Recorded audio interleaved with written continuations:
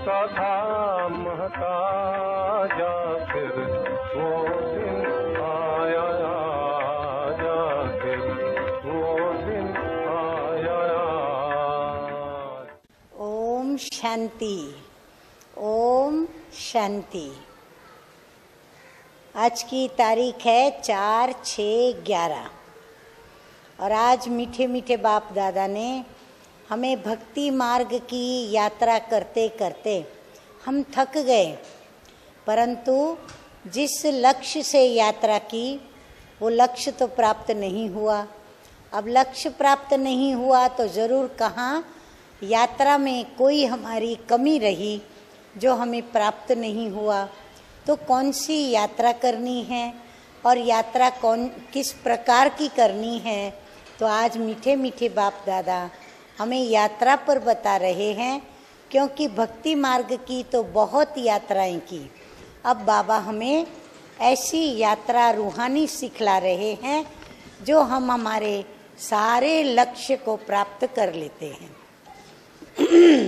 तो आज रूहानी पंडा कौन है? हमारा मार्गदर्शक जो हमें मुक्ति, जीवन मुक्ति भी प्राप्त कराते, और स्वयं जो भगवान हैं जिसको पाने के लिए हमने अनेक जन्म भक्ति की, तो स्वयं भगवान भी प्राप्त हुए। तो वो स्वयं भगवान ब्रह्मा बाबा के तन में अवतरित होकर, और मीठे मीठे बाप दादा कहते हैं, मीठे बच्चे तुम हो रूहानी पंडे, तुम्हें गृहस्थ व्यवहार संभालते हुए कमल फूल समान बन याद की यात्रा करनी और करानी है। प्रश्न है, बाप बच्चों का कौन सा श्रृंगार करते हैं? किस श्रृंगार के लिए मना करते हैं? हाँ, श्रृंगार तो बाबा भी करते हैं, परंतु एक तरफ बाबा खूब श्रृंगार करने को कहते हैं और दूसरी तरफ श्रृंगार करने की मना भी करते हैं। तो वो कौन सा श्रृंगार है जिसके लिए मना की जाती है, और वो कौन सा श्रृंगार है जो हमें खूब करना है? तो आइए जानते हैं मीठे मीठे बाप दादा के द्वारा। तो बाबा कहते हैं, मीठे बच्चे मैं तुम्हारा रूहानी श्रृंगार करने आया हूँ। तुम कभी भी जिस्मानी श्रृंगार नहीं करना। तो कौन सा करना है? रूहानी श्रृंगार करना है। और कौन सा नहीं करना है? जिस्मानी श्रृंगार नहीं करना है। तुम बेघर हो, तुम्हें फैशन का शौक नहीं होना चाहिए। दुनिया बहुत खराब है, इसलिए ज़रा भी शरीर का फैशन नहीं करो। गीत बजा है, आखिर वह दिन आया आज, जिस दिन का रास्ता तकता था, आखिर वह दिन आया आज। तो हम कौन सा रास्ता तकते थे और किसका रास्ता तकते थे? तो हम भक्ति को पूरा करके प्रभु को प्राप्त करने के लिए रास्ता तक रहे थे और प्रभु के लिए रास्ता तक रहे थे। तो प्रभु आए, माना आखिर हमारा वह दिन आया आज। धारणा के लिए सार है, नंबर 1, सच्चा रूहानी पंडा बन सबको घर का रास्ता बताना है। क्योंकि सभी चाहते हैं हमको शांति मिले, हमको मुक्ति मिले। तो वो तो है ही अपने आत्माओं के और परमपिता परमात्मा जहाँ रहते हैं उस घर के अंदर। तो बाबा कहते हैं सबको घर का रास्ता बताना है।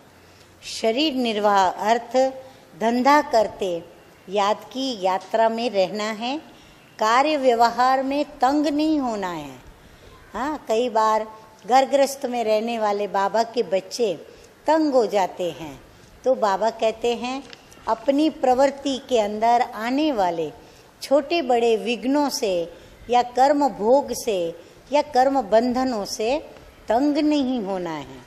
नंबर 2, ज्ञान श्रृंगार कर स्वयं को स्वर्ग की परी बनाना है।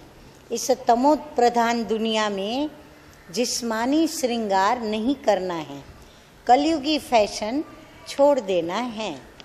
वरदान है साक्षीपन की सीट द्वारा परेशानी शब्द को समाप्त करने वाले मास्टर त्रिकालदर्शी भव। इस ड्रामा में जो कुछ भी होता है, ध्यान से सुने हम, इस ड्रामा में जो कुछ भी होता है, चाहे वो अच्छा होता है या फिर बुरा होता है, जो कुछ भी होता है उसमें कल्याण भरा हुआ है। किसने कहा? मीठे मीठे त्रिकालदर्शी बाप दादा ने कहा। जो बिगड़ी को बनाने वाले हैं, ऐसे मीठे बाबा ने कहा।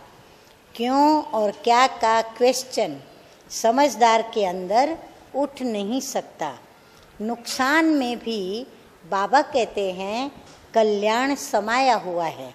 बाप का साथ और हाथ है तो अकल्याण हो नहीं सकता। ऐसे शान की सीट पर रहो तो कभी भी परेशान नहीं हो सकते। साक्षीपन की सीट परेशानी शब्द को खत्म कर देती है। इसलिए त्रिकालदर्शी बन प्रतिज्ञा करो कि न परेशान होंगे, न किसी को परेशान करेंगे। अच्छा स्लोगन है आज का, अपनी सर्व कर्मेंद्रियों को ऑर्डर प्रमाण चलाना ही स्वराज्य अधिकारी बनना है। अच्छा मीठे मीठे सिकिलधे बच्चों प्रति माता पिता बाप दादा का याद प्यार और गुड मॉर्निंग। रूहानी बाप की रूहानी बच्चों को नमस्ते। रूहानी बच्चों का रूहानी बाप को, बाप दादा को याद प्यार, गुड मॉर्निंग और नमस्ते नमस्ते। ओम शांति, ओम शांति।